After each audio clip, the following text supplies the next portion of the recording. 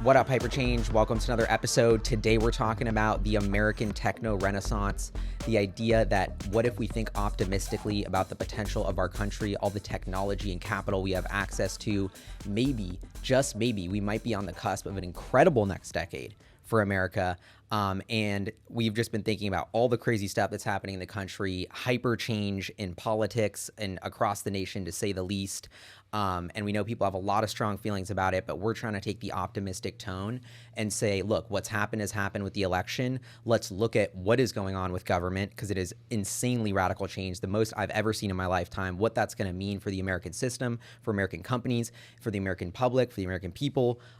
So many implications are about to happen, and it's hard to unpack them. But I think we're fired up to like take a swing at it, essentially, with optimism and say, wow, like the secret sauce that Elon Musk brought to making rockets reusable and making electric cars sustainable and bringing those technologies to the masses, impacting millions and maybe eventually billions of people with those technologies, fixing Twitter and X, which, you know, was in 190 countries. You're basically a politician dealing with all those heads of states, taking that secret sauce of the private sector that is extremely efficient with capital and getting shit done into the American political system. It's hard not to get excited about the potential when you think about what could go right there. And I think that's the tone we're trying to take, is like DOGE is real. Things are moving. So with that, Aiden, I don't know, hop in. What's your tone on the pulse here? We're living in such an exciting time. I mean, this, like, the future is starting to feel like it's the future again. You know, I think the Cybertruck, robo-taxis coming, rockets landing themselves, thinking about going back to the moon. You know, we have gene editing that we're curing diseases with, healthcare. You have Bryan Johnson talking about living forever. We got AI popping up. I mean, the future is going to be incredible. And for so long, it's kind of felt like this idea that, like, it's scary, we got to be careful of the technology, or what happens if X goes wrong, or like trying to control things and like regulate and kind of living in fear. And I think a big thing that we've been talking about is like, what happens if like things go right? Like, how good could the future be? And we're living in the best times in human history. You know, everyone has access to information, you know, smartphones. Anyone can go on and, you know, tweet and start earning money about sharing their ideas, doing citizen journalism. You know, you can go on YouTube and make videos, make money that way. You can start your own business, Shopify, put music on Spotify. Like, it's just so exciting, the amount that anyone can do now. And I think that's the big kind of trend that's happening here. Is before, with America, everything was very centralized. You know, you had the U.S. government that was doing NASA, and we went to space, and we were developing nuclear technology, and those were awesome Manhattan Project style things. But very few people were able to participate in that. Now this is like a private sector revolution, and anyone can participate in this next wave of technology. And it's not just, like information technology, which we felt the last like 20 years. It's going to touch every aspect of the economy. And there's so many layers to this, and we're thinking about it like the internet is still so early. Like, the printing press changed how information was distributed, how fast it could be distributed. Now, 400, 500 years later, we're living through the printing press 2.0 in terms of this like insane orders of magnitude difference in the amount of information that can move across the world in that crazy amount of time. And so that has insane implications across every single industry. And I think we're not realizing how fortunate we are. We all have the supercomputer in our pocket. All we do is watch the dumbest videos on it and scroll like this. But it's like, now let's wake up and go on offense and see what's possible. And I think one way we frame it is like, look at the Renaissance, when all this art and all this culture and all these movements were born. Like, you had the Medicis funding these artists, and it was like enabling this incredible renaissance. And we look at entrepreneurs as sort of these new artists, and their products, we don't think of them as art because they're functional, but it's almost like they're even more powerful than art, because it's art that we use every day that impacts our lives, that we see in our cities. And so it's just art that happens to scale, and we call it product. And I think that's an incredible, inspiring thing, is that we have people like the Da Vinci of our time, the Archimedes of our time, actually proliferating their inventions in their lifetime, making them realizing from their idea inception to touching millions, if not billions of people with their idea within a decade. I'm talking about Facebook, Tesla, Amazon, Google, all of these ideas that have changed the world just with one person because of this system. And so I feel like there's so much potential when we think about this is just a preview of the future. Now, like, that is only going to accelerate at an even more inspiring pace. And I just think we need to start respecting the builders again. The people who build things in the world lift up everyone. Sometimes I feel like we've got it twisted that, oh, if Jeff Bezos is doing Amazon, it's hurting small business, but now you're making it cheaper than ever for anyone to get a product. You're making it cheaper than ever for anyone to sell a product. Like, these are net positives to the world when these things happen, and you can own the Amazon stock, or you can invest in the S&P 500, which has never been easier. More Americans now are owning the stock than like ever because of mobile phones, retail trading, and allowing anyone to benefit from the American economy. So that's incredibly exciting that these companies lift us all up with their productivity gains, not only in our day-to-day life by being consumers, but also by allowing investors to benefit from the growth in the equity value. So I think that's really exciting. I think we need to start glorifying builders again. I mean, these people are heroes, they're leaders, they're making humanity more productive. They're solving important problems. And then you look at someone like Elon, who is making a massive dent in climate change. And you had a political regime that couldn't even honor him for leading the EV revolution. I mean, that was like a really jarring moment to be like, how are we missing this? This guy's clearly led, and we're talking about someone that hasn't. So that's when things started to look very twisted when he said GM Mary Barra led. And I remember you made a video about that and talked about that a lot. Yeah, and that was a big moment for like a lot of Americans when we were like, wait, we care about the clean energy revolution. Like, why is Elon Musk and Tesla, who sold 300,000 cars this quarter, not invited? Like, it was just kind of like a slap in the face. It's like, what are we, like a third world country who, like, literally because the unions paid off Biden, those are the only people he invites? And it was just kind of like, that's the moment where everyone's like, come on, like, I thought you wanted the Green New Deal. Like, Elon Musk gave us the Green New Deal, except we didn't have to pay for it. He actually paid us. He's the world's largest he's paid the most taxes in anyone in history to the US government, like 10 billion or something. It's like, dude, like, and now he's volunteering his time for free to fix it. Like, I get that there's a lot of political things with DOGE, and like, we're kind of in new territory here. And it's like, a lot of people are fearful about the power and all of this kind of things. And like, I get that. And I think it's important. We need to keep it in check. And like, it's like, we need to keep the checks and balances, but it's also like, yeah, but we've clearly have a citizen who has created incredible wealth and value and is extremely smart and is doing the right thing. Like, let's tap into that. That's also kind of a no-brainer. On the flip side of it, it's like, yeah, this is exciting. So I think that's the tone we want to take with this idea is like, let's say Elon Musk does work on DOGE, which is announced, and they do have this initiative that's for the people that got voted for, to cut out the inefficiencies in government, to fix the spending, to make it so America becomes profitable again. America's spending more money than ever, servicing its own debt. If we were a company, the board of directors would have fired the CEO so long ago. Activists would be all over this thing because the stock would be in the shitter because we'd be priced for bankruptcy like Rivian stock. And now we are going through a massive repricing because we have the private sector efficiency, which is created with very minimal capital relative to the public sector, insane innovations. You look at what SpaceX has done to single-handedly reinvigorate the space economy, all in the private sector, while NASA just kind of wastes taxpayer dollars and does nothing. Like, SpaceX literally had to rescue the people from space because NASA fumbled that bag. So all of these bag fumblings by the public sector have set such a low bar for that. And, we take it for granted. It's like all the people building America in government are lifetime politicians. They're just playing the game to get elected and which lobbyists can give them money, instead of having the smartest people in our nation work on rethinking how the government can benefit the people the most. And so I think personally, there has been a massive disalignment in incentives between politicians and the government and the American people. And that has been growing and growing and growing. And that is why we have more inflation than ever. We're spending more money on our debt. It was just unsustainable. And so now we've kind of flipped the script on that. Yeah. So how does DOGE get us back on track, right? Make America profitable again. Department of Government Efficiency. Why is servicing, getting us to be a profitable country again so transformative? Because interesting. Yes. Because if you look at like all these other countries, the BRICS nations, they're selling the dollar. Everyone's like reading the tea leaves that America is like devaluing the dollar rapidly. You see the price of Bitcoin. How does this kind of get us back on track and reinvigorate the American economy? So this is one thing you brought up to me yesterday when we were walking, but the SEC case. I think this is such a fascinating example of why the government was hurting the American people, not helping.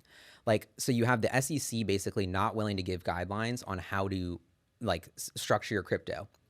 Is it an asset? Is it a security? They won't give guidance. They're crisscrossing every which way.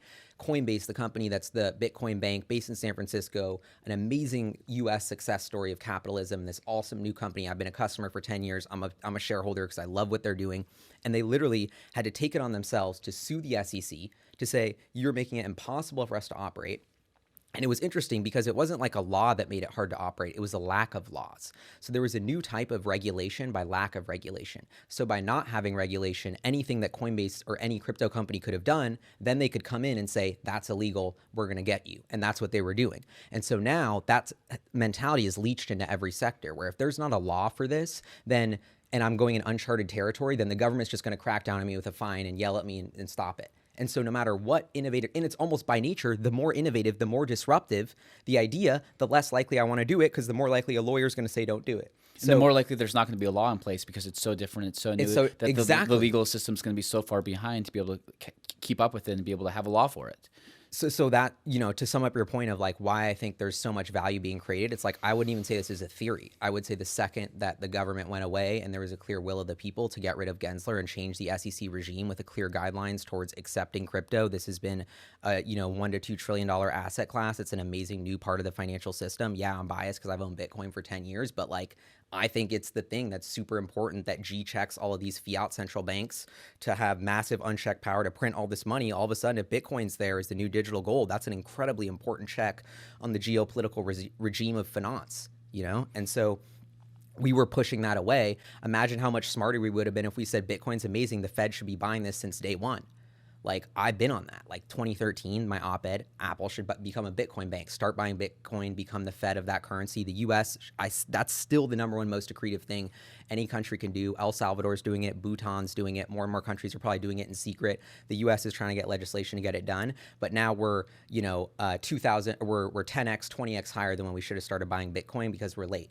Because instead of leaning into all of our smartest people saying, let's go with Bitcoin, let's go with crypto, let's build, we have the government saying, we don't want you to build, we're not going to lean in. So I think it's even not about what the new chapter of American innovation isn't about what DOGE and Elon will do, but it's about how the government will stop getting in the way of our greatest builders. And that alone has already created a massive tsunami of inflows into the capital markets and bullishness because I think it's tangible.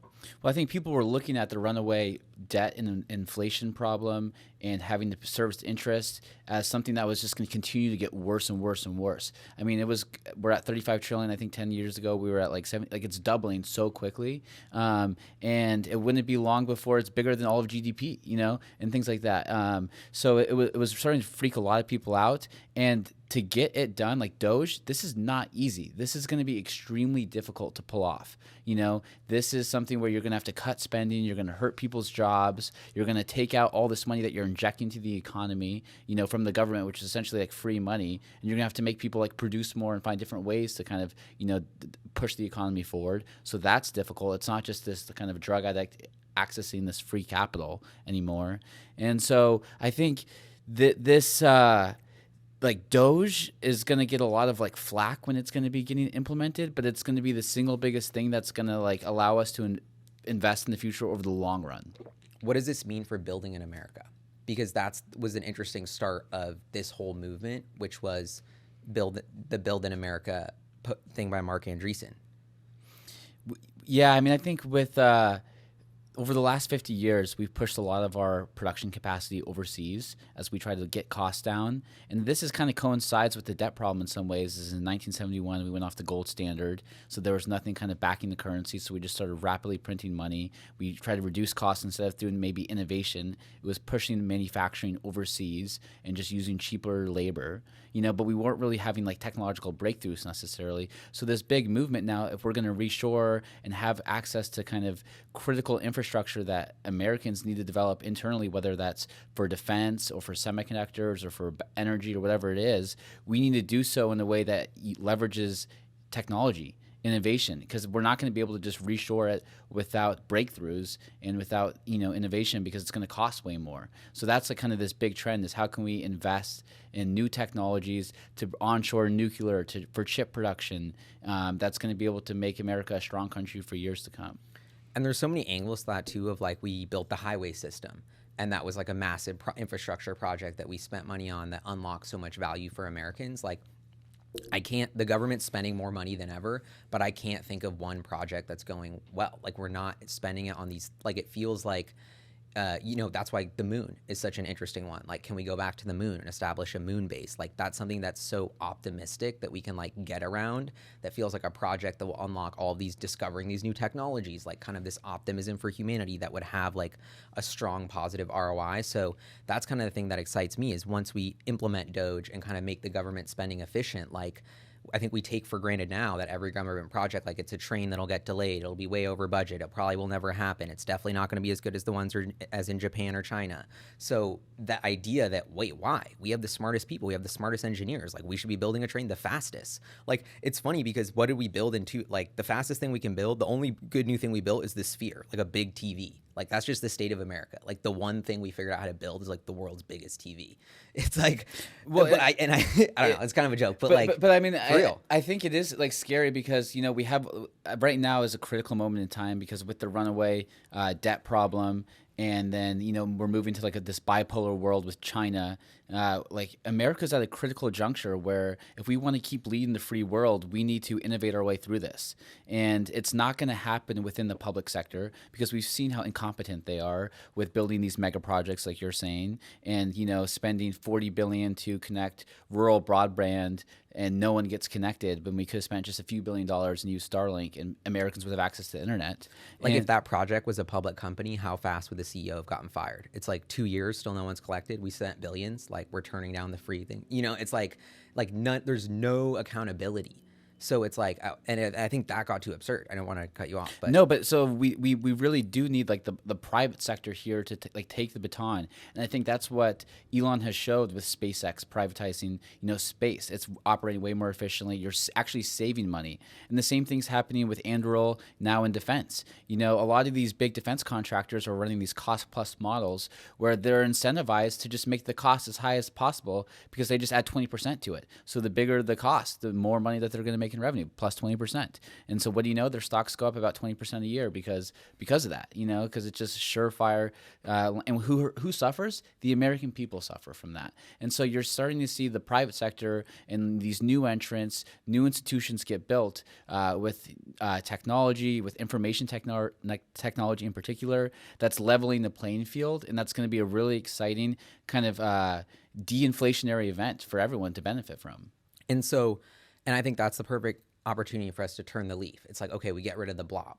So the blob's out of the way. Like, let's look at some of the things that have happened in the American economy recently. This idea of the super intelligence as a service, the new category of company that's grown the fastest that we've ever seen in the history of humanity. $200 billion companies out of thin air, OpenAI and XAI. I know XAI is not technically 100 billion yet, but I think if it floated freely, it would trade that. So that's what I'm valuing it at.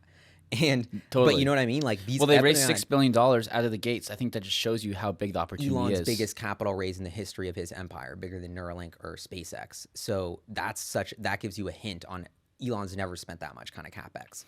So, but anyway, like it's crazy because when you think about HyperChange and fast companies and startups, like okay, so ChatGPT has 200 million weekly active users, something like that, probably even more now, but.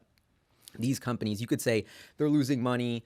It's not that impactful, but the point is like the free market is valuing these companies at tens of or hundreds of billions of dollars already. And it's this entirely new category of product, which is a software thing. It's not even real. It's kind of like your imaginary super smart friend that goes everywhere you go, that's in your pocket. And this is a tool that is in the toolkit of being a human. Now you're connected to everyone. We talked about the printing press 2.0, and now you have this super intelligence in the pocket that is like kind of going to tap the power of the smartphone. I think all the compute on this product, it's like we need to add more compute or chips, but it's like we weren't using the compute well. We didn't have the strategy to sort of leverage the power of the iPhone and to get the maximum value from it. But like ChatGPT and Grok are really changing that. Like the way I cook is I constantly am talking to ChatGPT when I cook. And I feel like I would be talking to like Gordon Ramsay, but I'm just getting all this free information. And it's like, when I Googled it, it was so long and hard to get that. But now cooking has become useful with the phone because of the super intelligence thing. So I think the super intelligence layer, the free markets are giving us a hint that this is the biggest, most powerful thing we've seen in a long, long time. And I think this comes at the moment where we get rid of the regulation and the blob. And it's like, wow, like you've never had more potential for one human to start like a movement so quickly. It really, like, it's it's a little bit cheesy to say, but AI kind of really 10x's what someone's able to do. And for like you were saying about the smartphone and Google and accessing information, you kind of had to go through all these links. But now you have like the entire intelligence of humanity through this like AI, whether it's ChatGPT or Grok or Perplexity, that can then feed you the answer to any question you have based on the collective intelligence of all of humans. Like I don't think we really wrap our heads around the potential that unlocks. Now all of a sudden, all the collective intelligence of humanity, all the research papers, all truth you can access within seconds just by asking the question. And then what are you able to do? Maybe you can have AI agents that do sales for you, help you build your product. So this is going to unlock so much potential in the economy that it's really hard to like wrap our head around. And I think the implications of that are huge. What that's going to do to salespeople or recruiters or truck drivers, and how this is going to reshape things. Like we're going to live through some of the most rapid change ever, and this is really exciting. But we have to, we're going to have to ride the wave in a really kind of sophisticated way that, leaves people not feeling fearful during this, but optimistic about how it can kind of help them. And we keep talking about like what feels like the future. Like the biggest moment where we felt like the future was probably when we got in that Waymo, and we're like, whoa, Totally. like this car just drove itself, and like we just had a ride. Like this is insane. Like we're doing Snapchat videos. Like that's the moment that's going everywhere with the Tesla Cybercab in a year or two, and as Waymo expands. So when we say like, how does the future look like the future and feel like the future? When do we feel like we're in the American techno renaissance? Well, I think it's when your self-driving Cybercab pulls up, butterfly doors, you get in, that ride only costs you $3, and who knows where you go, but the opportunity is up to you. You have your robot making moves for you across the city in your Cybercab, and all of a sudden you can run a company, you can do more errands. Like I think we're kind of like on the cusp of all these, the transformation that happened in the digital world and all that kind of hyper change. It feels like the physical world hasn't really felt it yet, but it's coming for it. And so it's almost like the self-driving car is that switch in the psyche that, wow, things are really about to change. Because like this is like the last time this happened was in the early 1900s, from the horse and buggy to the car. Now like about 100 years later, now we're having this like step function change. And so it feels like seeing the self-driving car on the streets, like to your point, you walk around, you're like, oh, like what's really changing? I'm just on my smartphone. Like you're going about your day-to-day experience. But when you start to see self-driving cars move around the city, you're like, whoa, like this is, people drive, people go around in the physical world. So when you start to see self-driving cars around, you're like, wow, maybe the future is actually here. Maybe things are really happening again. And it's what's crazy about the horse analogy is like, why is this as big as the horse, even though it looks the same? Because it's like the inference computer's changing. For I don't know how many hundreds of years, the inference computer of what decision was the horse's brain of, do I go here? Do I go that? That's what we were relying on. You're riding your horse. But then for the next 100 years, you were the inference computer guiding this mechanical automobile. And you were the one processing the data and deciding where to go and how to control it. Now, when I just drove from Seattle to LA here, my computer did it. The AI was the inference computer deciding that. That took a massive mental load off me. That was like, yeah, it's kind of scary because the AI is driving, but it's proving to be safer than me. And that's where the difference is the inference computer has changed. And what's so crazy about that is you think about Tesla using that same inference computer that's the mind of the car into the robot, and building Optimus with the same technology, which is just a crazy way to even think about the Lego pieces that Tesla's built with its electronics and battery and electronic component systems, that now they can repurpose them into this humanoid robot. And on top of that, they've built the supply chain for the battery technology, the whole electrification wave, the AI, the teams, the people that worked at Tesla. I mean, we're like investors. Like if you worked at Tesla AI team, you're working on the battery tech. We're like, wow, we want to fund your next company. We think you're really smart. You know how to build cool shit in the world. And so it's almost kind of been this new institution for training the world's best talent. And then the tailwinds of that are massive, because now you have all these people that worked at Tesla that go on to build new robotics companies, new drones companies, and you're going to see this proliferate. Like while the Cybercab might be the first kind of autonomous robot, there's going to be a ton more. You're going to see drones and robots and all these factories doing things, and now you have the battery tech is there, the vision, the sensor tech is there. So this is like creating like a flywheel effect where Tesla was just maybe the tip of the spear, and it's going to be one of the largest. But you're going to now see a tidal wave of new entrants, of talent, of capital flowing. That's going to be really exciting. like robots in the wild. Like the Tesla doesn't look like a robot, but it is a robot. It's very different than a car. It's much more closer to Optimus than it is your car. And it's in the wild. So we see this proliferation of robots in the wild. Like More and robots than humans. Like that's gonna happen. and they're all going to look different. Like we think it's the car, the humanoid. Like we're thinking about in our portfolio in VCs, like RVs, electric RVs, boats. Those are just robots that are shaped differently. And what's powering this whole trend? It's chips, right? It's chip technology to be able to process the compute. I mean, you see Tesla's trying to get their hands on tons of NVIDIA chips to be able to handle all this. So chips are the new oil that's kind of fueling this entire. It's like chips and like batteries, right? It's kind of like the framework for a lot of this new technology to kind of work. And that's why you've seen like a lot of, the CHIPS Act and the need to reshore, like NVIDIA is in the news all the time, TSMC is in the news all the time. Like this is critical infrastructure. And these chips aren't like becoming like, oh, it's just like we just need a secure chip supply. Like, no, I think we might like 10 to 100x like chip production in like the next decade. Like we're going to there's going to be sensors and compute everywhere. And right now it's just like in our phones, it's our computers, in our cars, but we're going to have, more compute in cameras and our toilets, our like tables, like we're going to proliferate chips everywhere, like saturate the universe with information technology and sensors and feeding the information back to the centralized, like the AI companies. Yeah. And it's almost like a little brain. It's like the little digital brain of the robot is the chip. And that's why it's so as the robots in the wild go, the chips go. And that's why everyone's thinking about, okay, well, Taiwan Semiconductor. Like that's such a crazy thing in the world that like Taiwan, this company in Taiwan controls the special technology to make the chips that NVIDIA relies upon. And NVIDIA is actually even bigger than Taiwan in terms of market cap, or Taiwan Semiconductor. They're like maybe depending on the day, world's largest company or not. And their their profitability is going up from like, a couple billions to tens of billions within the span of a year. Like talk about HyperChange. We've never seen that kind of growth and profits ever in the history of anything. Like it's the meteoric rise of NVIDIA stock is so much different than a meteoric rise of the .com bubble or other bubbles because it's been backed by earnings power growth and cash flow growth. And we're just seeing case studies in real time of the fastest companies being built with the most profits ever.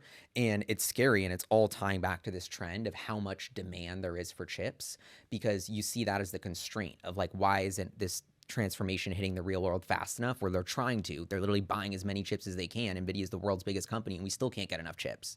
So that's an interesting thing you mentioned of like how big this is going to get. And, because I think in a lot of ways, sometimes it's easy to be like, oh, like we've of course we have computers, we have chips, like that's not, but I don't think people can like process how much more is going to be computerized. Why can't I walk into like a pod and like some chip technology is going to scan my like iris, and then upload that to the cloud and tell me my vision, and then that's going to do some automated robot to make my contact lens, and automatically that robot's going to send it and drop it off at my house. Like the amount of like information technology and intelligence that's going to be out there for everything.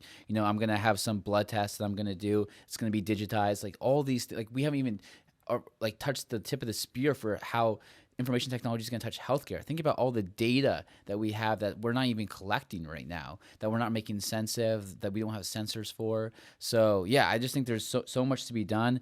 And just the data is, I like this angle, like Bryan Johnson. That's our favorite guy. We're waiting to say this topic because this is our favorite one. But Bryan Johnson, dude, putting unlimited capital into how long he can live, dedicating his life to science. Like, this is one of the most fascinating things going on. Like, dude, screw Netflix. Follow Bryan Johnson, dude. This guy is hilarious. He's talking about his nighttime erections, like, and but also chizing it up with world leaders. Like, who is this guy? Yeah. And he's kind of like, yeah. For those who don't know, like Bryan Johnson, he was like the founder of Venmo, and then he kind of went through like a depressive spiral, and then he kind of got on this kick to like not die, and now he's investing $2.5 million into his health every year to be the most measured human on the planet. So talk about like sensing everything and information. He's like literally measuring every aspect of his body, taking hundreds of supplements, doing all this different unique care, doing gene therapies in like Ecuador or something, going down to South America. Like he's on the frontier. He really is like an explorer, and he himself is the guinea pig. So like honestly, tons of props. And props. Whether you believe if he's getting younger or not, like he's trying, and it's super interesting. It's a case study, and no one's ever done anything like this, which is try to like slow down your aging. And it's a microcosm for empowering the health system. Like we were talking about how we live in America, we spend more on healthcare than anyone, but we're like afraid to book a doctor's appointment. Like I don't know, like I have insurance, I just got it, thank God, but like I don't know how to like who do I call? Like the website doesn't work. Like I was trying to log into the website, just like wasn't working yesterday. It's like I don't really know who to like. It's so backwards that, and then when you go there, it doesn't feel like a data powered system. Like they literally have something like this, and like cough. They like got their hand. They're like, yeah, guess it's good. And then, like, it's like, what are we doing? And you're using bro? pen and paper, right? You Like, show up and you're like writing down all your like you gotta information. write. Yeah, you gotta write. It's like, bro. So then you think about what do we got now? We got Apple Watch monitoring our heart rate. We got the Oura Ring telling us how we sleep. We got the glucose monitors tracking our glucose levels. Like, and Bryan Johnson is the start of that movement of saying, look at all this data I can find on myself using technology, and how empowering am I to like be like, oh, I ate this food, and now I'm empowered with the data to be like, every single stat in my body hated me after I ate that food. Maybe it's bad, but like that seems like such a no-brainer. But and the technology's there, but our medical system just is not adapting to it. So you think about the techno renaissance, we're putting zero innovation and scheming and innovate and aligning incentives into that, and we're still living till 80. We put it in now. I think a hundo's in the bag, dude. And it's interesting because like a lot of what Bryan Johnson is doing is not going to the traditional healthcare system. He's bringing all of like the modern healthcare technology to him. And right now it's really expensive. But then these are all like business opportunities. You know, how can you make an MRI cheaper? How can you make some of the medications he's taking cheaper? And he always says he's living in the 25th century and he's ahead of time. And it's true. Like he's kind of looking at himself as this way of like, how can I make myself as healthy as possible, monitor if I'm going to get any disease, live as long as possible, slow down my aging. And that should be something that everyone can have. And you should be able to access the sensors, with the medicines that you need directly at your home without having to engage in this kind of complicated healthcare system where they kind of see you as like almost like a product where you aren't really like the end customer in a way, because like you're kind of, you know, paying their bills, and it's like the incentives are misaligned. But when like you take control of it, then it's something about it like flips, you know, when like you're bringing the healthcare system to you. Yeah, and that seems like such a flip the script of like, we had the data now, like let's access it and use it. And I wonder how much misalignment there is in incentives of like people taking pills versus a walk. Like, not that I want to get too much into my conspiracy theories, but like, dude, the amount of things where people just like take a pill instead of a walk, and a long walk every day, I think would fix their problem. It's like the incentives are broken in the American system. Like you're feeling a little off, they try and hook you on as many pills as possible. And we have this theory that like, because it's a pill, it's a medicine, it's not bad, it's not a drug, but it is a really powerful drug. And so there's so many things where I feel like corporations have influenced government, and like that's who the government is serving, the corporations who give it capital, not its people. And that's what the U.S. has become.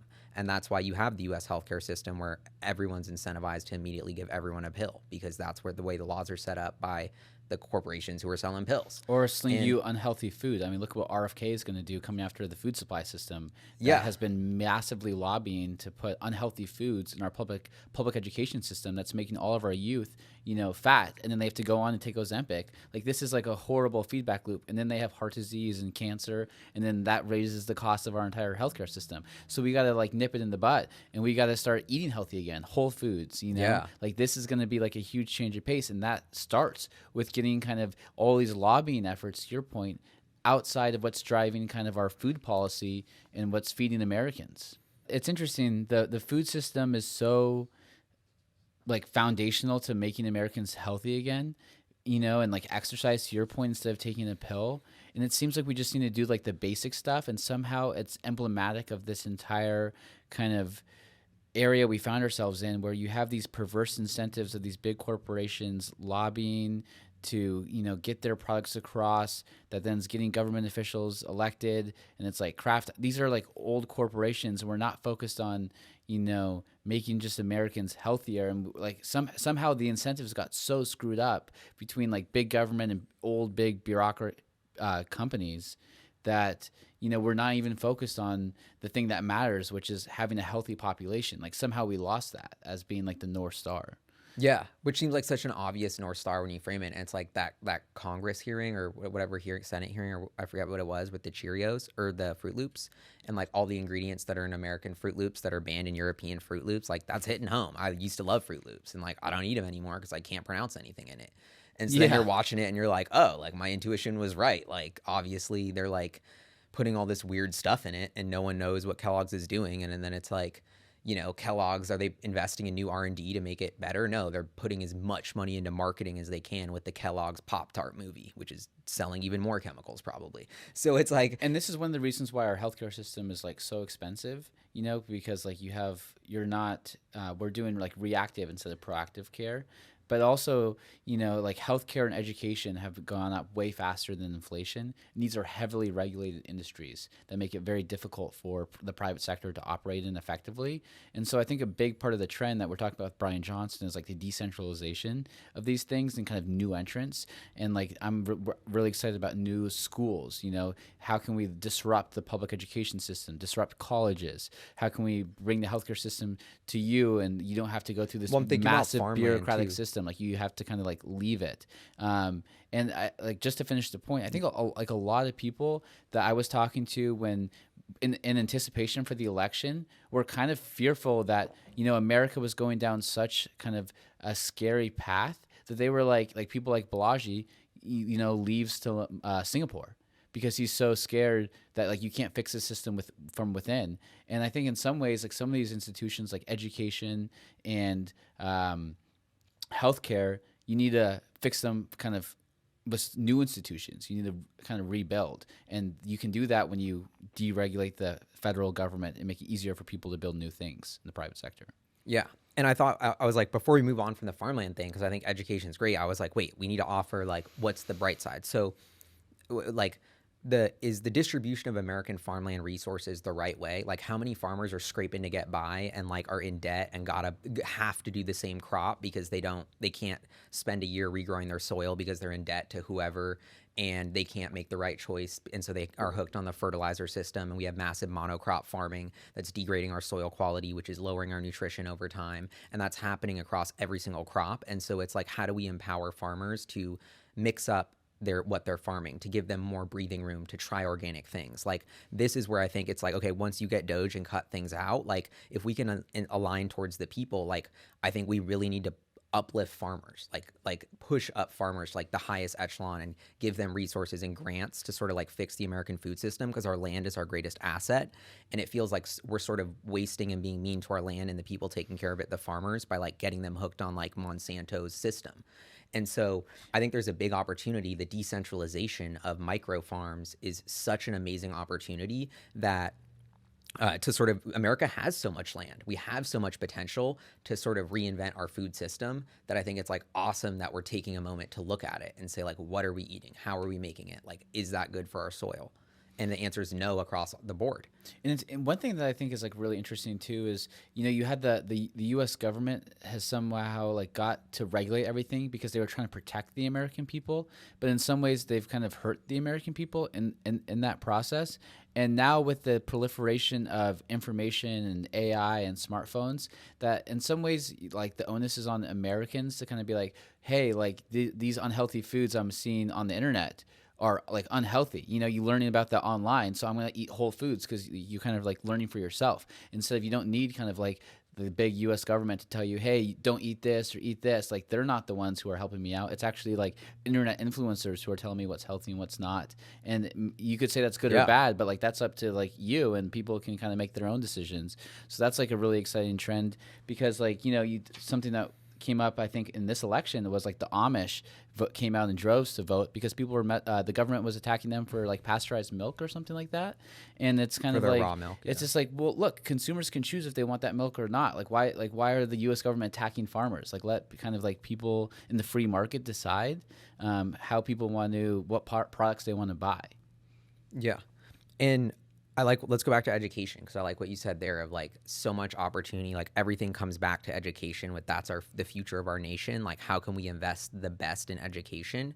And that's something that I feel like has really been falling off. Like I've been talking a lot about how my elementary school closed in Seattle, but like that hits home. It's like my literal elementary school is closing with a bunch of others because there is a funding shortfall in the Seattle public schools. And it's like, dude, how much money do we have? How much money are we spending? And we can't even, so it's such a broken system, and you feel like America's falling so behind in its education system. And we were both public school students. I feel like we know how broken it is. So I never for once thought that there could be a chance of changing that. But now with DOGE, like the opportunity is like, wait, like we are spending so much money on education.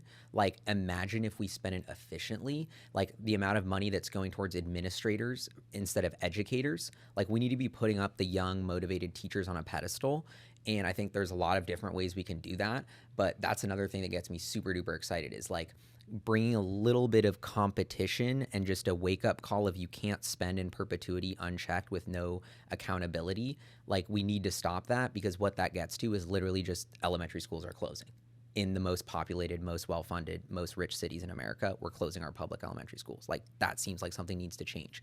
And so yeah, these institutions become like almost like there's no competition for the Department of Education in the public education system. It just kind of like, that's it. This is the public school. You know, they're not like really competing, where if you kind of make it more like a free market and parents can choose where they want to send their kid to school based on how they're performing, their results, then you're going to see all sorts of creativity like emerge from teachers, from new schools emerging. That's going to be like a really exciting future. Like, oh, this school is going to be exceptional at art. You know, my kid's like really like caring about painting, and you can send them there. Or, hey, there's the school's more geared towards kids that are interested in robotics, you know, and all of a sudden you can use that like dollars that the government's spending way more efficiently. You have teachers that are happier, students that are happier, and you're going to have better outcomes. So yeah, I hope we see like this renaissance starting to apply to things like education, because I think it's going to make a big difference in the long run. The thing I want to talk about too is like I think one thing that has made the government so fearful and like hesitant is that they saw big tech as the enemy. You know, I think they came after Zuckerberg really hard, right?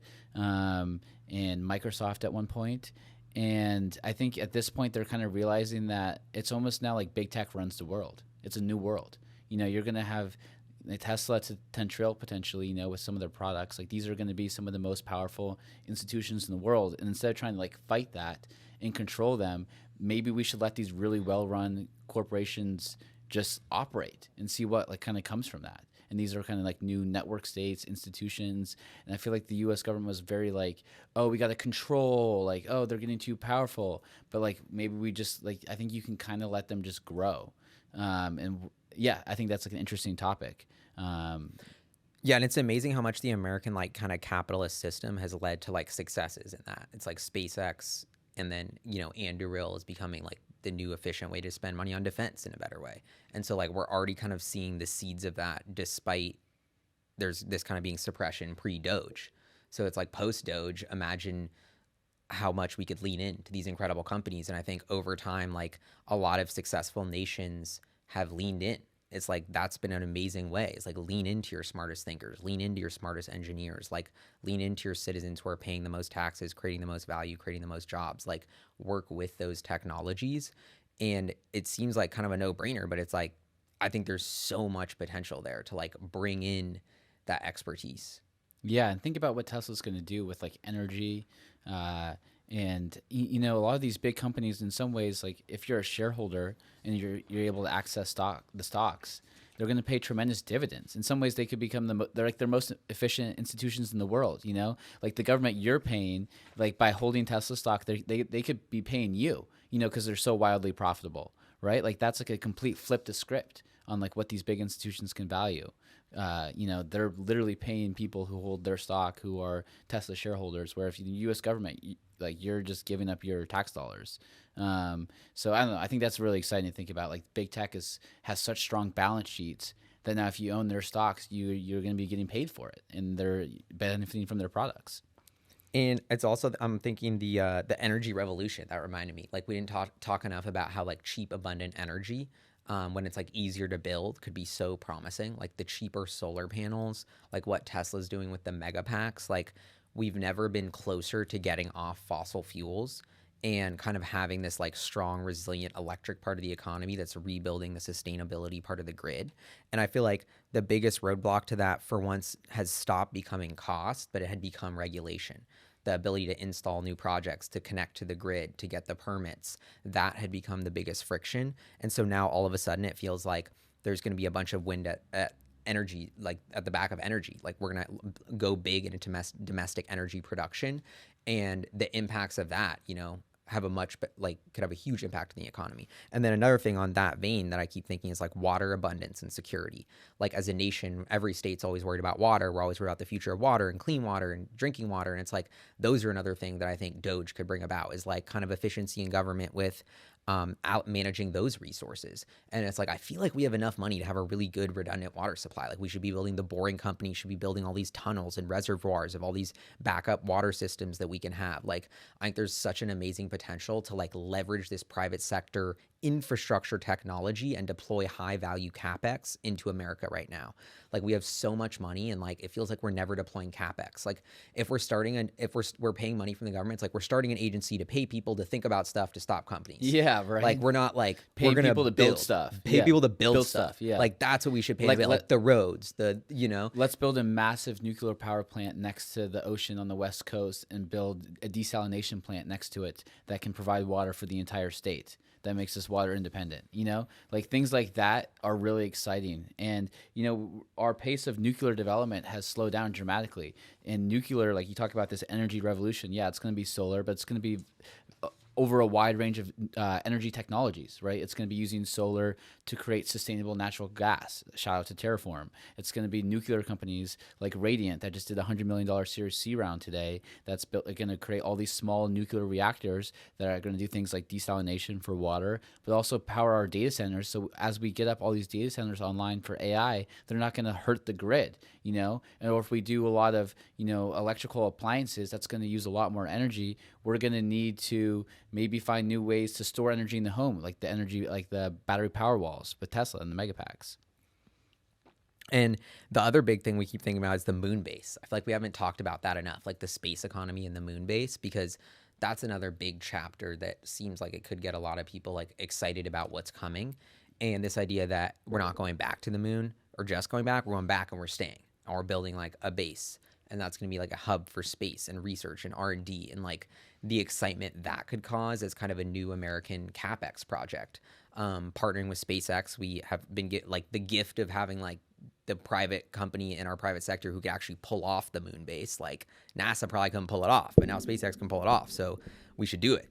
And I think, yeah, what that does for the psyche, like to know that, wow, we're not just like stuck on Earth, like, oh, we went to the moon 50 years ago, like, where are we now? It's like, no, like we can do crazy things again. We can go back to the moon, and the moon base is going to happen in the next 6 years. Like, this is incredibly exciting to like be a spacefaring civilization. Like, we can do crazy things. And if we can do that, imagine what else we can do. You know, we can cure cancer. So I think the moon landing is very emblematic of what's possible for humanity again. So yeah, I think it's extremely a very big deal. And I think it's so big on the psyche of like, are we going like this? Are we going like that?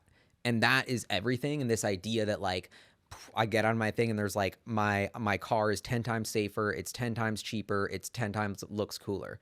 And this is like the Tesla Cybercab, and it's driving itself, and I'm getting in it, and I'm like, whoa, like this is crazy. And then I'm reading the news on, there's a big screen on in my Cybercab, and it's like, yep, like first bar opens up on the moon base, like you're allowed to go, like, and it's like, whoa, like we're making moves, like this is exciting. It's kind of crazy that like 50 years ago, about 50 years ago, we went off the gold standard, you know, in 1971, and then in 1972 was the last time we went to the moon, and now we might go back to the moon and have Bitcoin and have a Bitcoin standard. So it feels like, you know, things are starting to shift again, you know, like we were back on the moon, we're back by Bitcoin. And I think it's going to unlock this American Renaissance that we're talking about across a wide range of technologies. So yeah, even that like Bezos clock thing, like he's building some clock in like the mountain that like tells time super slow, but it's like a big cool clock. It's like that kind of thing is dope to like symbolize like time and like the long passage of time. Like I feel like those are the kind of like, I don't know, that's kind of a random one, but I feel like those kind of more of these projects that kind of excite people and like make us think bigger. Like I think we take for granted that like I would just assume like Seattle's going downhill. You know, like it's going to be worse in 10 years and worse in 20 years. Think about like the Space But Needle. I want to think about it positively. The Space Needle, like that was built for the World's Fair. Yeah.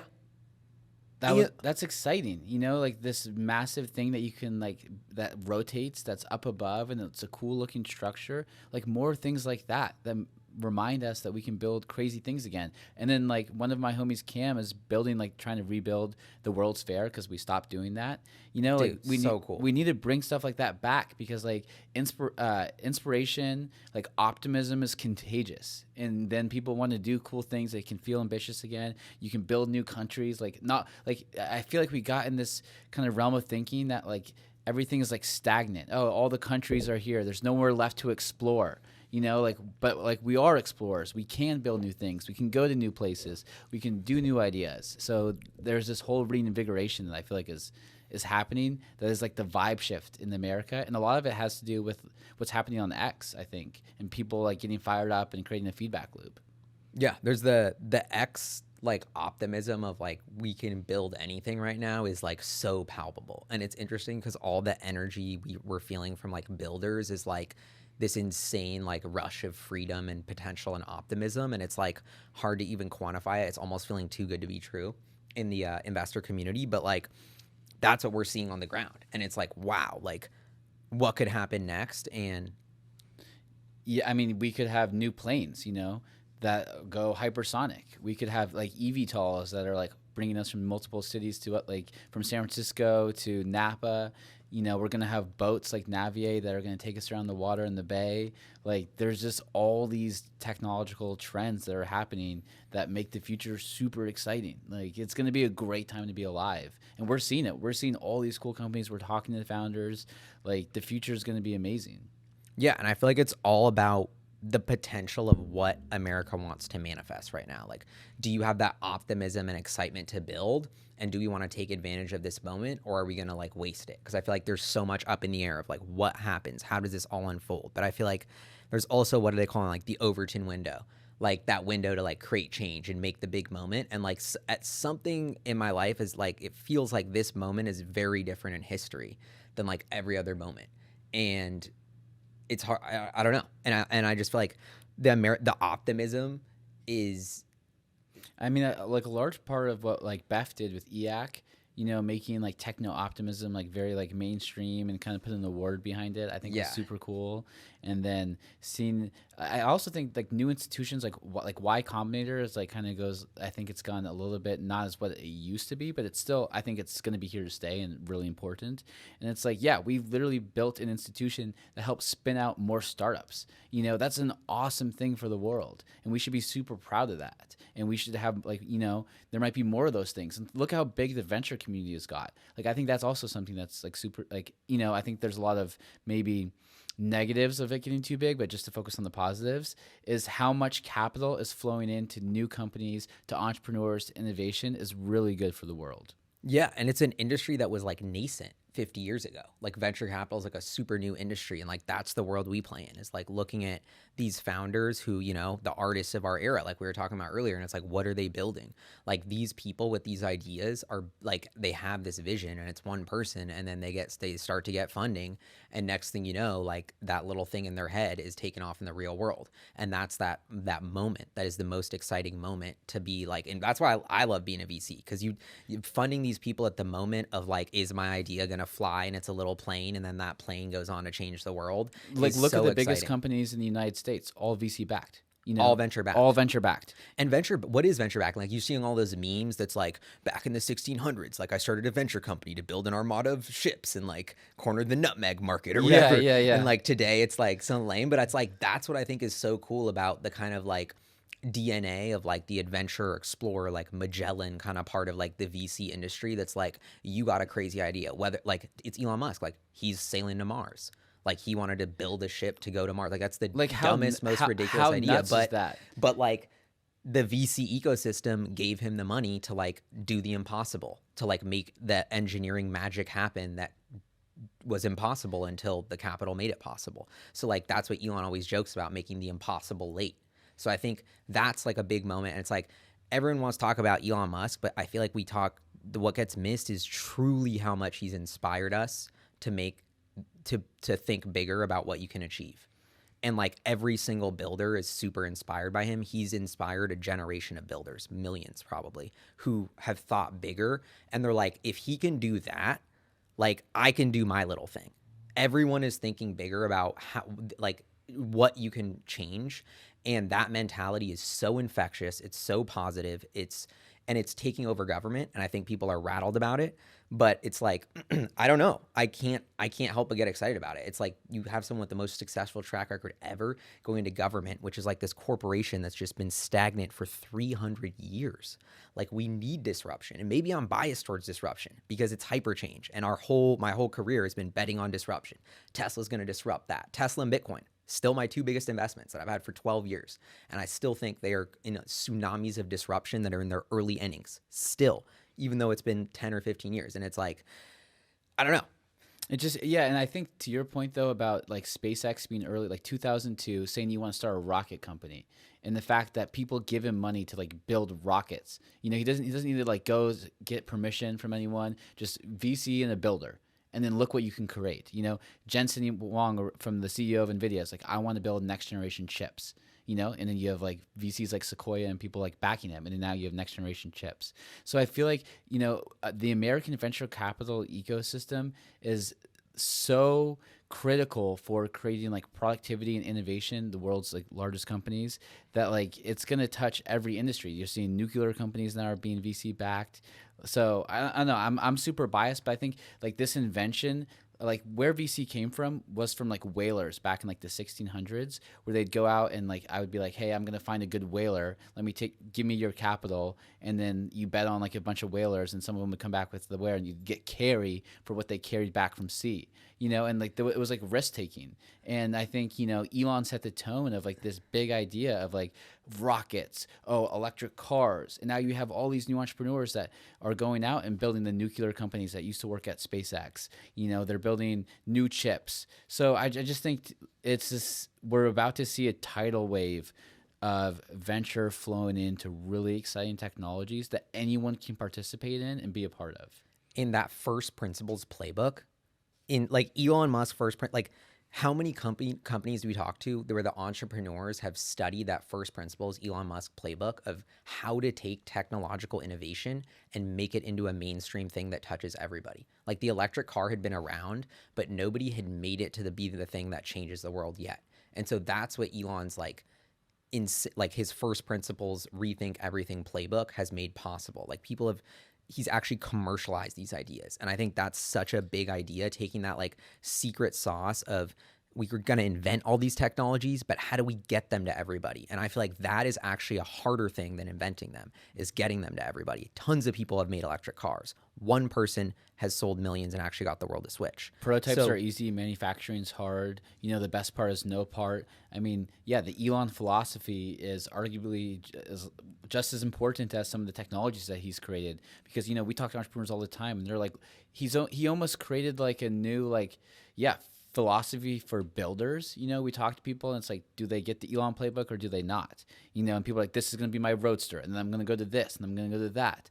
And it's like they kind of get the stage gated system that Elon used as a blueprint to do hard things in the world. And that's like extremely kind of like not well talked about, is just kind of the playbook that he developed for other people to kind of now use. Yeah, and I think that's where the value creators are going to be in all these greatest next entrepreneurs are those people who package these technologies into the value that people want. And that's why, like, I think ChatGPT and Sam Altman have crushed it. You know, say what you want with him, but like, dude, ChatGPT, like, so many people have been swirling with that AI thing, and then he cracked the code on what it mattered to people. And like hundreds of millions of people are using their super intelligence as a service. And it's like, I don't know, it's never been a better time to kind of like be an entrepreneur, I think, and follow that playbook. And so I'm like, okay, that playbook into government, that first principles thinking, DOGE is code for first principles thinking in government to me. And that's what gets me excited, is like, we just haven't had that first principles thinking. And I've seen the inefficiencies in the car industry, how that played out, and like the space industry. And so, you know, not to keep hitting the point home, but like, I think there's so much room for improvement. I mean, what happens when you apply that to the U.S. government is you actually free up all the American people. You know, you're not getting taxed like crazy. You're not using too much inflation. You free up Americans to just build again, which is super exciting. And it's like, it's the one lever that touches everything else, the American government.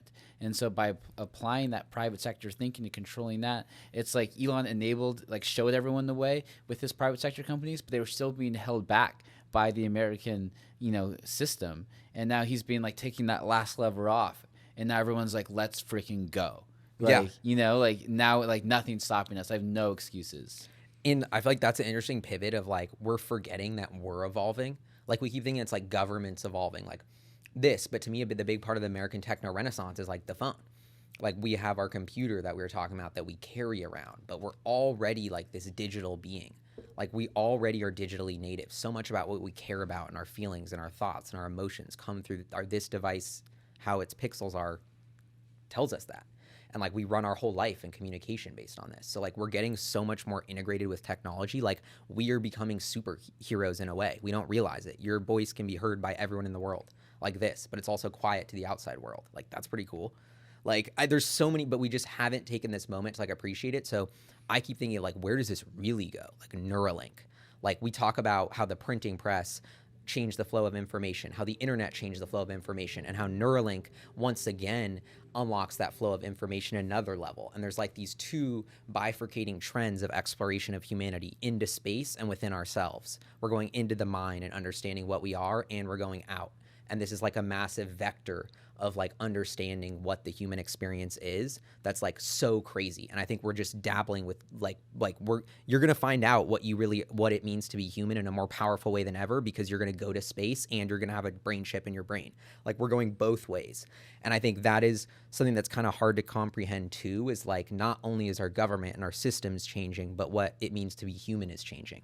And that's why like Bryan Johnson is so fascinating, because if he's right, and yeah, maybe you could say his life is looking a little bit like too regimented or whatever, but it's like, dude, like I think he's going to live over 100, and like my bet's like trending towards 200 probably. Like Bryan Johnson is like he's looking good, dude. Like, but you know what I mean? Like, I don't know. I'm kind of very excited about like Modded Quad. Shout out to him. The first Neuralink patient who's got the first Neuralink. Yeah. Like we live in a time where someone has the Neuralink. It went well. He's loving it. He's like saying it changed his life. Like everyone who like that is such an exciting moment for science and technology. Like the first brain chip got implemented and is working dope. I've been following him on Twitter. Like nobody's having more fun than him in the world almost. His life just got so much better. Yeah, like he looks like he sounds like he's having a blast. Like yeah. I don't know, but just based on what it was saying. So I don't know where I'm going with that, but you're big on biotech and all that kind of stuff. So I think a lot of people don't think a lot about how we're already cyborgs, right? Like to your point about using the phone, like humans hundreds of years ago, we're like a vastly different species, and we're evolving like slowly, with our food supply system and the way that we use supercomputers and stuff like that. But like once it gets into like our brain, we're starting to do gene editing to like cure diseases. Like we're in the process now where like what it means to be human is starting to become like a bit flimsier. Like the whole way we have babies, this idea that you can have in vitro, and now they're talking about a womb that is outside that, like it's like crazy how much technology is leaching into biology. And that's a very like scary world, because we think of our phone and this world and the screen as like this something that's different from us. But yet we are slowly, like the worlds of bits and atoms seem to meet at Neuralink. And so like, I don't know, we're just going to discover so much more about that. But it's like, and then we also have that funny analogy of like how the world of the connection of bits of information is like being lubricated by Neuralink and like Twitter and X, and like the amount of information is flying. And then in the physical world, the connection of atoms is being lubricated by the self-driving car. So at the same time as that's like the vectors we're talking about, like the outer space and then the inner space. And then you have like faster information in this digital world, and then faster atoms in the real world with self-driving cars and self-driving trucks and faster planes and eVTOL. So it's like, and tunnels. And so all those vectors, each one of them has exponential long tail effects into what you can do and accomplish on a daily basis, and what your potential amount of actions are as a human. So it's like, to me, it's like involving in such a reset of like, there's so much potential for everyone right now. Like whatever your business is, whatever your hobby is, whatever your thing is, like your kind of creativity becomes the limit to your potential becomes your own creativity. And that is like a super scary thing about the new economy and where we're all headed. But I think it's already existing. The most creative people are the most successful. The ones who said, I'm going to start my own show. Like all these, like, the Jake Pauls of the world, the MKBHDs of the world, the like Emma Chamberlains of the world. Like these are the people who just took it. No one gave it to them. They just took it. And I think you're going to see more and more of that. And there's a more and more of ability to do that. And it's interesting because people talk about how people are going to be fearful of adopting like something like a Neuralink, you know, but people aren't like, no one's stopping to adopt the iPhone. Everyone needs the iPhone. It's, it's like critical infrastructure. So like when the Neuralink comes and it's ready, like you're probably going to adopt it. And then like if all the homies are getting nanobots injected into them to start to, monitor for cancer or for certain things, like I'm probably going to get nanobots injected into me, because I don't want like cancer to emerge without me knowing. So like all these things that might seem so crazy to be like, oh, I'll never have like a Neuralink in my brain, or I'll never put nanobots in my body. Like that's like so crazy. Like I want to be human.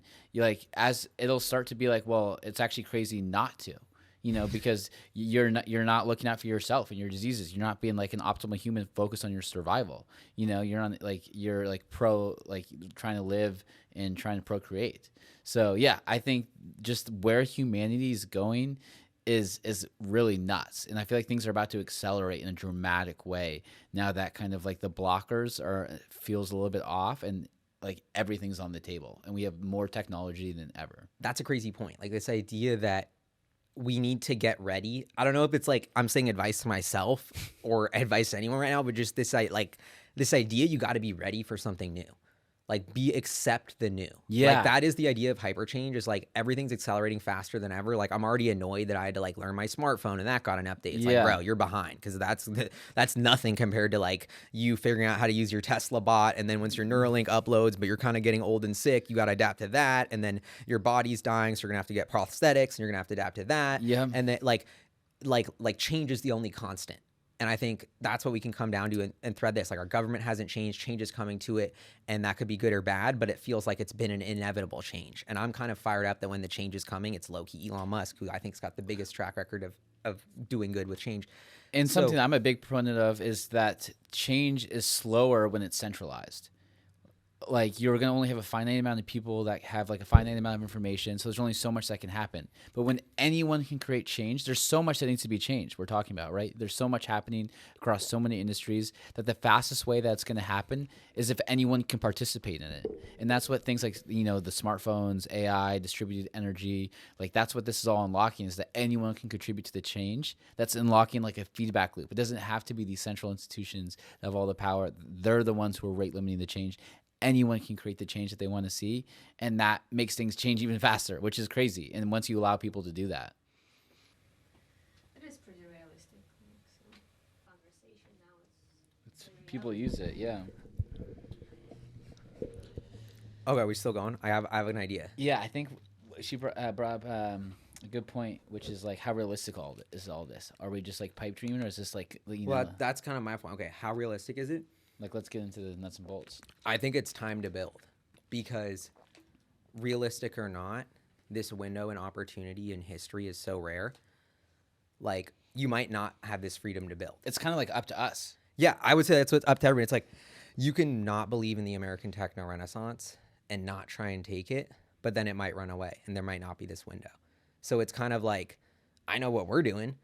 Like I'm more fired up to build than ever in America. Mm-hmm. And I feel like that's the moment. Like that's what I was trying to tell my mom. Like go to Texas. Like look at Starbase. Like this is exciting. Like things are booming. Like get on board. Yeah, there's a contingent of people that see this as a massive opportunity and are willing to like not miss their shot. And then I think there's people that maybe are like, oh, is this really going to happen? I don't think there's going to be that much change. I think there's not that much. Like that's going to be that much different. And like we've seen Trump in office before and we've kind of had some of these technologies, like what's really going to be different, Well, I don't know. I feel like it's your reality. Like, yeah, a lot of these things aren't actually that different from a couple years ago. Like you could have always started your own company and the internet existed a couple years ago. So I don't think it's that different. I don't know. But it's kind of like, But at the same time, X is now freedom of speech, so now people can talk pretty freely. Crypto is becoming like almost like you have direction now, so people can transact in a different way. You know, things like nuclear, you're going to have more direction. FAA, like flight, like drones and like eVTOLs are going to have like more regulatory clarity, which is really like slow down their progress. So I think it boils down to when you wake up, you can kind of decide your mood. Like, do you want to be happy or do you want to be sad? Do you want to focus on something negative or focus on something positive? And I think there will be a bit of a duality heading forward. If you want to focus on the negatives, then probably you won't participate in the American techno renaissance, because it's not like, I don't know, but if you want to, but if your reality is, oh my gosh, I'm excited to build, I want to be around inspiring people. Like, that's why I came to LA. Like, I want to be around people who are excited, who are pumped up, who see the opportunity, who are fired up, and who realize there's never been a better time to be alive, and who are getting off their cushy couch and their comfy smartphone, eating their fancy coffee, telling me things are never been worse. And it's just like everyone's living the comfiest life and the best time ever to be alive.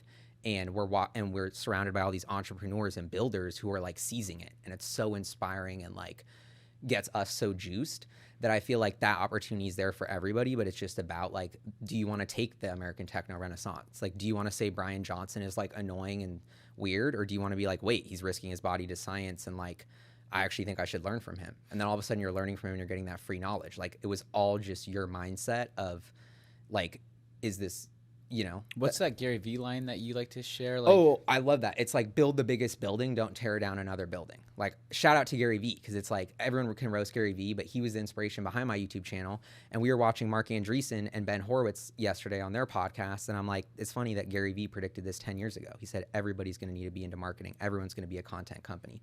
And then I'm watching the two world's greatest VCs try and do their YouTube channel, just like Gary Vee said they would 10 years ago. And it's like, but wow. I think but not to get sidetracked, but his point that I wanted to make is like, what you said is so powerful. Like, I think it's so easy for people to be like, let's take down Elon Musk, let's take down Jeff Bezos, like, let's take down everyone that's successful, everything, take every down big crypto, corporation's take down bad. nuclear, like take down new drone technology, like take down. Yeah, like Bryan Johnson, take him down, like new gene editing, take it down. And so, yeah. And I think that's like a fear of like new things, the fear of change. It's a fear of change, and it's a defensive, like, it's a defensive fear of change versus like, that's great for you. Like, you actually made it easier. You showed the way to build a big tower. Now I'm going to build a big tower. And like, I'm going to build the biggest building. That's how I'm going to have the biggest building, not tear other people's buildings down. And I low key think America could switch back to the thing I learned in kindergarten, which is, if you don't have anything nice to say, don't say it.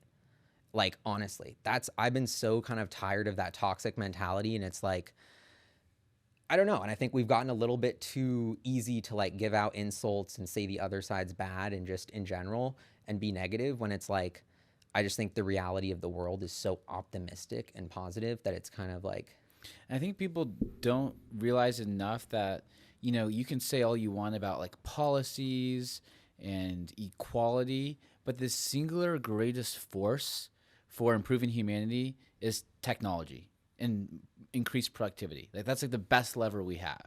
And we need to do everything in our power to create more abundance, to create more technology, because that lifts up everyone. Yeah, and abundance. Abundance mindset. And I think abundance of, you know, electricity, of information, of smartphones, these things make all of our lives substantially better than they were before they were, you know, maximized and scaled. And although certain technologies might seem expensive initially, they go down the cost curve over time, and eventually they get better even than their first time, you know, and everyone benefits from this. And I think we need to be focused on the builders, focused on technology, focused on innovation, because like I said, that is the greatest force we have for making like all of our lives better. yeah. And it's like defense or offense. Like, are you scared by scarcity, or are you excited about abundance? Like, I know so many people who are well educated and have a lot of means, but maybe they don't want to have kids because they're like, it's a bad idea. But it's like, so you're extincting yourself. Like, is that really a good strategy for everything? Like, you're like, oh, everything's going to be so bad in the future, I'm extrapolating negativity forever in perpetuity. I'm basically giving up ahead of that. Or let's like, tax more. Let's tax more because we want to cut up the pie and make sure these people get more of the pie, or redistribute this, instead of thinking about like, let's grow the pie. Let's make the pie 10 times larger, and then everyone can have a bigger slice. Like, we need to have that mindset of, we can build like an infinite pie. There's so many resources, you know, there's so much potential. Like, we're all kind of lazy. Who's gotten a task that's annoying that now your robot can do?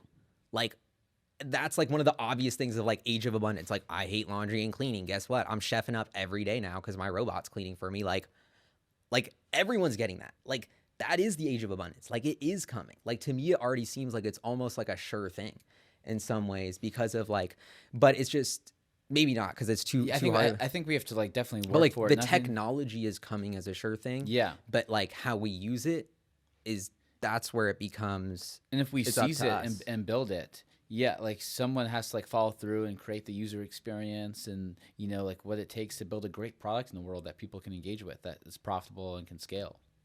And and I think there's like a big crazy moment of like how does the government interact with private citizens and these companies going forward. Like the trend is more companies are getting bigger and more powerful faster than ever before on the scale that's not like governments. And so that's not going away, that's accelerating. Yep. And so that's what we're seeing with Elon Musk. Yep, and that's that was a lot of the preview. fear. That was a lot of the fear. I think they saw how powerful that he was getting.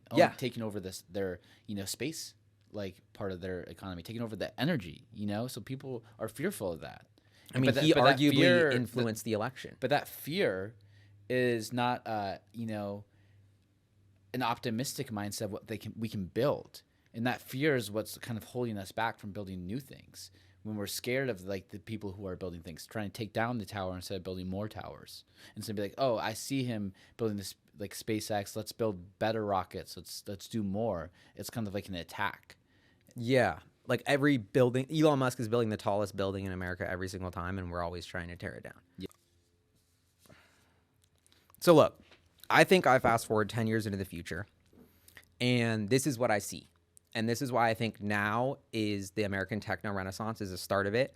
It's going to be 10 years. It's going to get exciting. Then the next 10 years, it's going to be like either end of the world or utopia with AI. I don't know. I mean, I think Kinda we'll joking, look back but at this time as like the beginning of the American techno renaissance. Like, Yeah. I really do think this is like the beginning of a revolution, and you have all these like technologies that are showing that with like landing rockets, AI, self-driving cars that are feeling like this is a new era. Yeah. And it's like, what are we going to see? We're going to see these self-driving cars everywhere. We're going to see, I think, potentially like much safer cities when we have technology to do all that. We're going to see much more clean energy cities, a lot more clean air, like a much more cleaner food system, natural clean ingredients. That's going to be a healing of nature. We're going to be hopefully able to like reforest parts of the world, because we're going to be so much more efficient with the way we use land. We can expand our population, but reforest and renaturalize parts of Earth, especially as we expand economies into space. Like, there's so much potential. Then I think we start to get into Neuralink. We start to understand the data of our bodies. We can actually start to manipulate the aging process, start living well into our 100s of years, actually in a good, enjoyable way. We can try and like mitigate the suffering of so many different diseases that once we understand them through medicine. I think, I don't know, maybe you can catch me where I'm missing here, but I think there's so many different. I mean, abundant energy. Transportation anywhere. Like the whole world becomes like smaller when you can hop on like a hypersonic flight from LA to Japan in a few hours. You can hop on an eVTOL from your ranch in the middle of California to Los Angeles and back in a single day because there's just abundant air transportation. I mean, so much is going to be possible. Like the future is going to be so much better. And people don't think about like 100 years ago how hard it was to get from like New York to LA. Like now you can just hop on a flight. Like think about how easy it is. Like the whole world's going to be accessible. Remote locations are going to be accessible. You're gonna have self-driving cars, like flying, like the world's gonna be so exciting. You're gonna be able to hop into the metaverse, and it's gonna feel ultra realistic. And you're gonna be able to hang out with your homies anywhere with like your VR headset. You're gonna be able to work with like AR technology and like see all of your workflows and like like all what you see in the Minority Report and the movies and stuff like that. Like the future is gonna be really, really exciting. And it just feels like we're just on this exponential growth curve fueled by abundant energy and abundant chip production. And what are people going to say the American techno renaissance led to? Or they might even not call it the American techno renaissance because the renaissance is like a rebirth. But maybe it's the rebirth of space. It's the rebirth of humanity. The rebirth of humanity, or the rebirth of the space evolving. age. Like we're about to like evolve. We're about to go to a new age from like Earth to Exactly. So that's where I think the 21st century is the century where humans expand beyond Earth. And that is going to be looked back on as probably the biggest moment in human history that we've had up until like being humans, is like the moment where we're literally aliens because we're going to be living on different planets. And we're like, no longer confined by nature. We're not going to be the same species that we were, because we're going to have Neuralink in our brains. We're going to adapt our genome so we can cure diseases and have nanobots in our body. So we, I think the nanobots in the body is big, by the way. Okay, yeah. Because then like, as something pops up, you can have millions of like these like computerized little systems that can detect things in biology and like your DNA, and then like flag stuff, and then like you can like take a medicine well in advance. So it's like always, your body's like always being monitored. Like that's a huge thing that is like, once we can get things very miniaturized, like semis that can like do that, it's going to be very big. That's coming. Yeah, it's coming. But what were you saying about space, though? Were you saying something? Well, I think I was just saying, like, I was agreeing with you that space and, the internal world, like these things signify an evolution in our like species and like the era, going from like. Yeah. And the whole space thing is so interesting because it's like, will humanity look like Star Trek? Like, is Star Trek science fiction, or is it a preview of what we're going to be, I think Jeff Bezos has talked about like these space warehouses and space cities. Mm-hmm. So that wouldn't even be a planet. That would be like a space state, like a spaceship city. Then you could also settle Mars. Then you have that. And then I'm assuming once we go to Mars, we start going to other planets. So it's like the start of this inflection where we like become this, and as much as it's like exciting, and it's not like, about does this fire you up though? Like, isn't yeah, this, like, but I think that's almost a hot take, because people, it's like abandoning Earth or due to this, but it's like it just comes back to this core principle of like humanity is, we're explorers in our DNA. Like that is our DNA, is like to explore and like to understand the universe and to survive. Like there's risk, right? That Elon and Musk to survive. About. Yeah. And like we are kind of like, as much as we don't want to think of ourselves as like a little cancer in the universe expanding uncontrollably, that's probably everyone else is trying to get rid of. We are. And it's a big moment if you're rooting for us for our blob to expand, like you said, like the redundancy. Not a cancer. Cancer sounds like a bit negative. We're like life that's just trying to find a way to survive and proliferate and grow. I would say that's a big moment for us to decide what we want our legacy to be with like animals and nature. Like when we go to Mars, are we going to leave Earth behind and like go on the trajectory we're on, where like all species start going extinct except us? And then that could have massive fallout consequences. Or do we kind of expand with this, sort of like wisdom and respect for the natural world and keep it intact? And maybe we bring dogs to Mars with us. And I bet people want that. And maybe that's the first animal that comes with us. But like, I think that's another important thing to like, through this American Renaissance of like unbridled growth and just expansion, let's remember to preserve Earth, because our most important asset, if we think long-term, is our planet. Because that's where we get everything. If we ruin that, then I think there's a way to do that in a way that's very healthy for also that's pro-humanity flourishing. Because I think a lot of that mindset has been like, oh, stop drilling, stop growing, slow down civilization. We're like affecting it too much. And I think that kind of got us in the wrong mindset of like trying to decelerate the humanity's growth. Because we can do both, I think. We can do both. We can grow really quickly and then be good stewards of taking care of the environment, storing all the DNA so we have it forever, like bringing back old species. Like there's a lot we can do to like create ecosystems that are like untouched, like preserve certain things at the same time that we try to grow. And RFK cleaning up the Hudson, like that's one of the most like I was in New Yorker for 10 years. The Hudson River was cleaner because if he was suing all these chemical companies dumping stuff into the river. New York's bigger than ever. There's more business happening there than ever. The river's cleaner than ever. So that's a great example. And then who do we have in government fixing stuff now? RFK, who fixed that. So could be good. Yeah. And so like that to me was one of the most impressive accomplishments in American history recently, has been the cleaning up of the Hudson. Like I would have never thought that was possible. You're going to clean up the world's most polluted river next to the world's biggest city with all the corporations dumping chemicals into it. Good luck. And look what happened. He exactly. Got it done. Yeah. So that's like, to me, it's like with the right policy, with the right ideas, we can grow and prosper and take care of our natural environment. And like, that's a big, well, like when I hear you like talk about these things, like I get so inspired because I'm like, wow, there's so much we can do. Like the humanity is capable of so much. Like sci-fi movies that I watch and care about, like we can like live, we can cure all these diseases, everything that you just ran through, and like, are we moving fast enough? That's like my question. Like no, honestly, like I'm like this future can't come soon enough.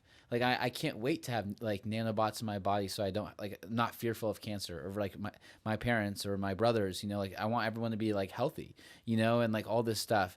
And how do we accelerate that world? I think that should be our biggest question: is how do we, create technology that can get to everyone faster? The sci-fi world that we're talking about, because it does make our lives so much better.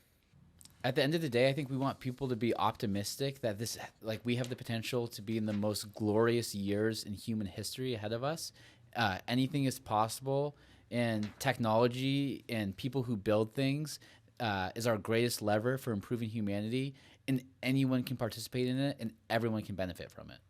And it's like almost bigger than it's not Trump, it's not Elon, it's not Kamala, it's not the deep state, it's not any of that. It's just like where humans are with technology. And that is the moment that we're focused on that has so much potential. And that is actually going to impact your life more than any of those people I just mentioned, is the technology tidal wave and tsunami that is coming, whether you like it or not, and view it as your biggest enemy or your biggest opportunity. And anyone can do it. Anyone can go on their phone and build a company and start, making moves in the world. And there's capital like never before. The free markets move faster than ever before. And yeah, I feel like there's just more opportunity in the world than ever. Like there's never been so much opportunity for anyone to participate and make change. And that's super, super exciting. All right, so we're ending the podcast fired up. Hopefully we haven't generated too much of a buzz, but let us know what you think in the comments section. I want to hear all the comments. Like, what did we miss? Like, are we way too optimistic? Did you hate what we said? Like, are you fired up? What ideas didn't we cover? What did you like? Like, let us know. I think it's a big moment to be like, whatever your feelings are about the election, everyone's got strong feelings. Everyone's trying to do their best. Everyone's trying to move forward. Like, so are we. And that's the tone we can take, is how can we move forward and make our country better? Because we're all on the same team. Like, we should all be on the same team. Like, we all live in America. We're all trying to make the country better for everyone. And let's figure out how to do that and elevate the discourse and use this opportunity to say, no matter what side you were on, the government's been fucking up. Maybe Trump's going to make it way worse, and that'll suck. Maybe he'll make it way better, but it's on us to try and push it to where it's going to be better. And that's the tone we're trying to take, and be like, damn, if you do look on the bright side, there's a lot to be excited about and a lot of things we can use to try and move forward in a positive way. And instead of focusing on taking things down or destruction or what's wrong, let's build. Let's make things right. Let's build new things, new institutions, new ideas. We need new things in the world, because that's going to create change and make things better for everyone. So I just want everyone to really focus on what happens when we devote our time to building instead of trying to destroy and control. Because that's the way that building new things is what brings everyone up. Shout out to HyperChange. Appreciate everyone listening. Aiden, thank you for joining the scheme. It was so fun. Super fun to tap into the audience, because we always scheme on crazy stuff constantly. Yeah. And so it was fun to prepare it and try and share it with y'all. And we want to know, So thanks everyone for listening. See y'all next time. Peace.